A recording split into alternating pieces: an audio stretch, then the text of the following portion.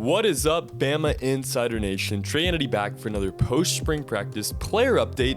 Today we're going to be talking about defensive back Josh Jobe. Before we get into this video, guys, hit the like button for me, subscribe to the channel, and go to BamaInsider.com for all things Alabama football. Josh Jobe was born and raised in Miami, Florida, and he played his first 3 seasons of high school ball at Christopher Columbus High, before he ended up transferring to Cheshire High School in Connecticut for his senior season. Now that senior year, he was nominated to play in Nike's The Opening event and was selected as a 2018 U.S. Army All-American. Jobe was listed on Rivals as the number 227 player in the country, the number 19 cornerback, and the number 1 player in the state of Connecticut. He had offers from Auburn, Georgia, Miami, Michigan, and Tennessee, but ultimately decided to join Alabama for the 2018 season. Now that freshman year, he was asked to do a lot. He added depth to that defensive back group and filled in where he could. Josh ended up playing in 14 out of 15 games his freshman season and recorded 8 tackles. He was called on to play significant minutes following that Savion Smith injury and broke up a pass and recorded 2 tackles during his time in that national championship game against Clemson. The only game he missed that year was against LSU, a game that Alabama won handily. His sophomore season, he played a role in the secondary and on special teams, and he worked in 12 games, got 2 starts that season as well. He had 28 tackles, 1 interception, he had 3 pass breakups, and recovered a fumble, and he led all Alabama players with 7 tackles on special teams, including a team-high 6 on kickoff coverage. He was named by Alabama's coaching staff as a Special Teams Player of the Week for his efforts against South Carolina. We really saw his physicality come out that sophomore year. In his junior year, he was able to emphasize it. He carried some momentum into that junior season from his performance in the Citrus Bowl, his final game of 2019.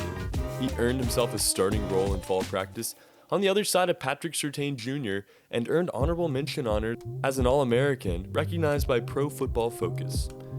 That season, he registered 55 tackles, he had 2.5 for loss, 2 sacks, and also recorded 11 pass breakups to go with 2 forced fumbles and 1 quarterback pressure. He was named the Thorpe Awards Player of the Week for his play against LSU and was selected as one of the Defensive Players of the Week by the head coaches for his play against Missouri, Mississippi State, Auburn, and in the playoff against Notre Dame. He also added Special Teams Player of the Week honors from his coaching staff in the Iron Bowl at Arkansas and against Notre Dame as well. After a monster season and the Crimson Tide winning another national championship, where does it leave Josh Jobe and this defense? We've been talking about it in a lot of these videos recently, and we'll talk about it some more in the Henry To'o video coming out soon. This linebacker group is loaded, and Jobe is going to be a starter again this season. We're going to see him primarily on the left side in that cornerback role yet again, and we're going to see him see pretty much every snap this season. We'll see Banks at times this year, but it's going to be Josh Jobe's role.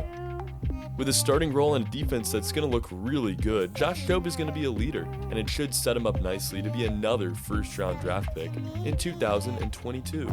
Talk about the draft and talk about what other teams are looking at this season. As we get to our scouting report here, the first point I highlight is great awareness. Josh Jobe has spatial awareness. A lot of the times, if the defense is busted wide open, he's able to cover a lot of space and back up his fellow defenders. Second point I want to highlight, his straight line speed. This helps out a lot on kickoff coverage because he can get down the field fast, but he's great in open field and is able to find the offensive threat and catch up to most of the plays that are busted open on defense. The third point I have to highlight, Josh Jobe is hard to block. He's a very elusive player. A lot of the times you'll see him get in there and disrupt the play if nothing else, usually getting a sack or some kind of tackle for loss, but he can get his arms up and make it hard for the offense to create anything with the way he is hard to block. The fourth point, he leverages his length well.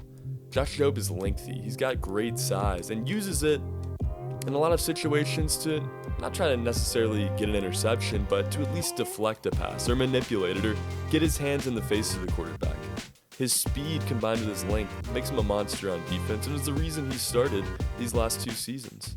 Jobe is set to finish his career at Alabama the right way with a monster senior season on a loaded defense. For more information on Josh and all things Alabama Crimson Tide football, head to BamaInsider.com. Check out our chat boards, our articles, and our recruiting updates from Andrew Bone and Tony Sukalis. And don't forget to check out the rest of our YouTube page as well by hitting that like button and subscribing to the channel. For Bama Insider, my name is Trey Yanity. This has been a post-spring player update on cornerback Josh Jobe.